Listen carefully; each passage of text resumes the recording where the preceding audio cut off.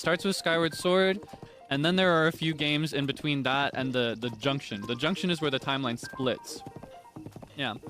You know what's better than one timeline? You know what's better than two timelines? 3 timelines. There are 3 distinct Zelda timelines at one point.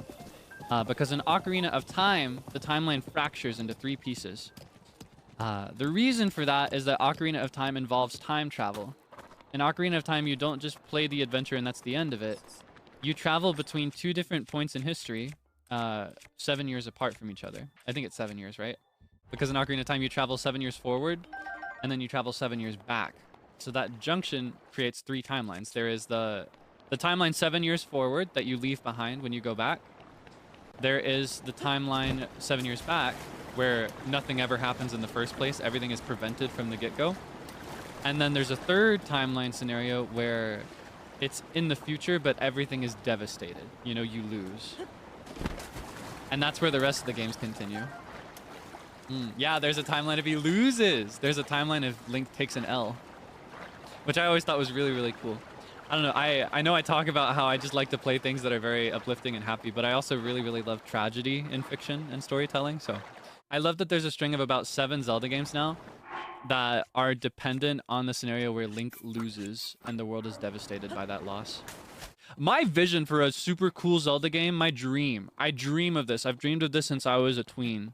You ready for this? I want a Zelda MMORPG in the style of MMOs like Final Fantasy, where you can play as a Zora, you can play as a Goron, you can play as Gerudo, etc. And each one has a sub-race as well. Because across all the different Zelda games, the races are slightly different. For example, in some Zelda games, Gorons live in the mountains. But in other Zelda games, they live in caves. That's like 2 distinctly different ways of life. My vision for it is that Link and Zelda get sealed in amber or something. You know how Zelda seals herself in amber at some point? I dream of a reincarnation of Hylia where she's just sick of it. She's been through this timeline stuff. She's been through all this reincarnation and she doesn't want to do it anymore. So they get sealed in amber. So the Triforces of wisdom and courage, they're both sealed away and they're unused. So the people have to rise up. You know, the regular non-Triforce wielding people. And that'd be the pretext for the MMO. You see my vision? I want that so bad. The day they do that, I fear you're never going to see me again. Either that or you're never going to see me stream another game again. It'll just be that forever. I'll be a Zelda MMO content creator. You know, I love Link, I love Zelda, I love their role in everything, and I love the branching timeline.